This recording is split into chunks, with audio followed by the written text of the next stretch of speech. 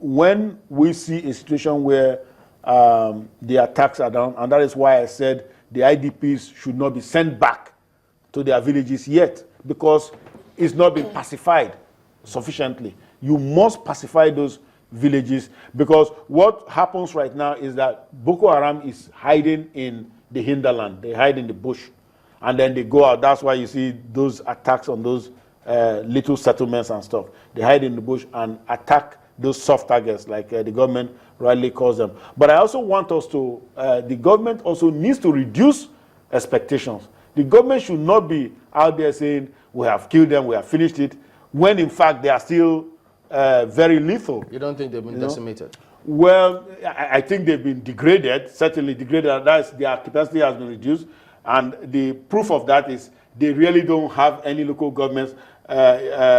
Well, I can't say that for a fact because it's been disputed. Senator Gabai came out and said that there are 6 local governments that are firmly under federal control, but the other ones are contested. You know, so, and, you know, we don't have the last word on that. But I believe my government when it says that they've been denied all local governments except Sambisa. So, if we say except Sambisa, remember Sambisa stretches quite a bit, and it abuts many other local governments where they can go in and carry out these raids, these deadly raids. We were told that they will raid Sambisa, they raided Sambisa forest. You know, sometimes the stories it would seem we're getting are not quite consistent, as it were. Most of the assault right now on Sambisa is area in nature, because Sambisa is heavily mined. And it's only the BH elements that know where the mines are. So when you go in there, you start... And now you're talking about the area, talking about aerial operations. Yes. You also had the Nigerian Air Force. And even though the next day we were getting a different vibe from the Nigerian Air Force saying that we never said we have located or we know where the Chibok girls...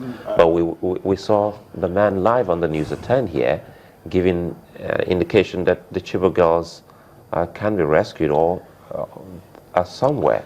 Well, so what we have discordant I know that the aerial assault can be against Boko Haram elements because they can be identified from air and they can be strafed or whatever it is, whatever tactical assault. Are we doing enough of aerial bombardment or aerial operations? Because he also talked about soft target and talked about collateral, you know, damage, which may happen to the Chibok girls specifically. I remember then watching him on the news. Well, okay. You see, the Chibok girls issue is a different thing. You are talking about a number of young ladies who were abducted on April 14th of 2014. Yeah, April 14 or 2014. And they are believed to be held somewhere. But I don't believe that. I am very sure that, in fact, nobody in his right mind will believe right now that all 209 Chibok girls are sitting somewhere waiting to be rescued. That's not so. I can assure you it's not so. And why do I know so? It's from intelligence. All you do is look at what Boko Haram normally does. You know, what do? They cut throats, they sell women, they give women to their commanders, they export some to Yemen, to wherever. So there's no way. I mean, yes, there could be just a handful still perhaps available and alive, but I don't think that's supported by any intelligent analysis. There's no intelligent analysis that will tell you that today. That like I said, is not fair to the parents. I think we should give them closure. After 600 and something, almost 650 days, we should start giving them closure that, look, there's a possibility that all your daughters may not come back. Is that what the former president was trying to do, putting closure to all of that? We need to start getting to closure, because if not, we are torturing those families. We are torturing those families, and that's not fair. So I think, I'm just saying, now, it may well be, and I'll be very happy to hear that all 209 or 210 girls are still in one place and they're all alive and well. But that doesn't stand to reason. You know, that's all I'm saying. And that's from my training, and that's from my, from the kind of things I've seen and read and heard. You know, so it's not possible. You know, if we talk about security situation and we can't leave without talking about one that you've also written about, you've also experienced, which is the spate of kidnapping. It has continued. The deputy governor of Taraba State's old mom was kidnapped, was seized. A lot of people have fallen victim, including you in times past. What is this then? Is it that we still haven't been able to understand kidnapping? You have solved it. You have answered your question, sir. You've answered your questions. The same thing, cultism, Boko Haramism, kidnapping, armed robbery. We still haven't. We have to look. This is what I'm saying. We need to get a security template. We need to get the architecture right. In my book, which you referenced, I gave a lot of stuff that the government needs to look at and move on. Thank God the police agency, they bought a lot of my books and they've given to their academies. Well, somebody should read the book. Somebody should send me an email. Somebody should write me and say, Dr. Ekhomu, what do you mean by this concept? What do you mean by these modules that you have put in here? Then I will explain if they don't understand. You are one lucky Nigerian who came up alive. Some people were not that lucky. How do they operate? Whoa, they are lethal. Now, let me tell you my case. Let me just give you 1 minute analysis of my case. In my case, they used a line ambush method. And they used this same thing they do sometimes, like what they did to the Chibok girls. Boko Haram, they wore military uniforms and went there. Even if in the Dalori attack was it was a double tap method they used there. They had one group that attacked, and then they had a group in military fatigues that posed as the rescuers. And so they were able to mass people and then detonate devices to maximize the number of they're thinking.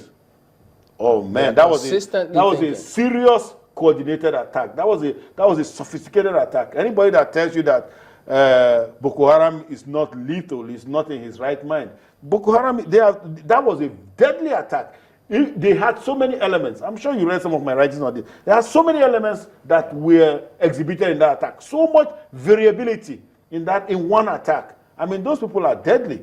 In fact, I'm scared of them. So back to this. If we want a good future, want a desirable future, we want a safe future, we need to do things that will get us to that safe future. So that's the same, going back to this. So, but anyhow, on the attack methodology, they had the fatigues, they had a line ambush, they pretended like they were correct police personnel, and so on and so forth. They did everything by the book. They were very polite, spoke good English. Yes, sir. They were always on the phone line. I'm looking at another possibility, because when they ask for ransom or they speak with family members, we've had cases of doing that with just one phone line all through the in some cases period. For 6 days. For 6 days, yes. 1 week, and we can't trace? Yes, well, there are things. The police agency has some technologies. Even the State Security Service, they have technologies that help them these days. But the thing is, these bad guys are very sophisticated. Let me tell you, in my attack again, they smashed up almost all the phones they saw, particularly BlackBerry phones. They somehow hate BlackBerry phones. They smashed up all the BlackBerry phones. They weren't interested because they felt that they could be traced with those phones. So, I think, I'm sorry, the thing here is we ought to understand as Nigerians that the threat, the enemy, is getting more complex, more sophisticated. That's the key here.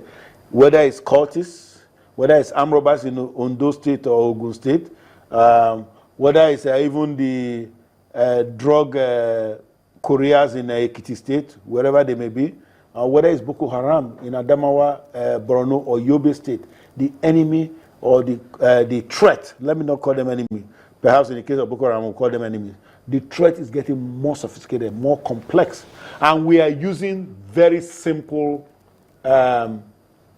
solutions. We are bringing very simple solutions to the table. That is what is happening here. So what do we need to do?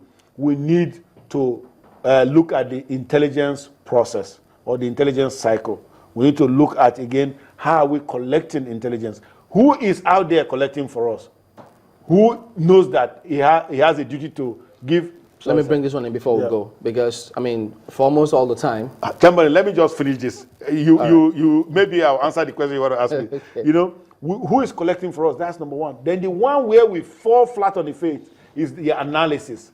We don't have intelligence analytic capabilities. It's a problem here in this country, and that is something that is so important and that needs to be developed in a very robust manner. You know, such that we can do all the phases of intelligence analysis, such that the information, the intelligence we produce will be something that is valuable to decision makers, to policy makers. How about we then taking some sort of responsibility for ourselves, because we can't wait for government forever. Our personal security. Are we? Oh, very important. Very important. We must.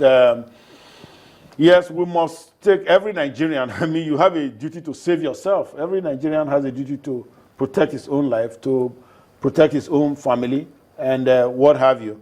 But you know, there's so much that we can do. How many Nigerians are armed, such that if there's a home invasion, you can shoot your way out.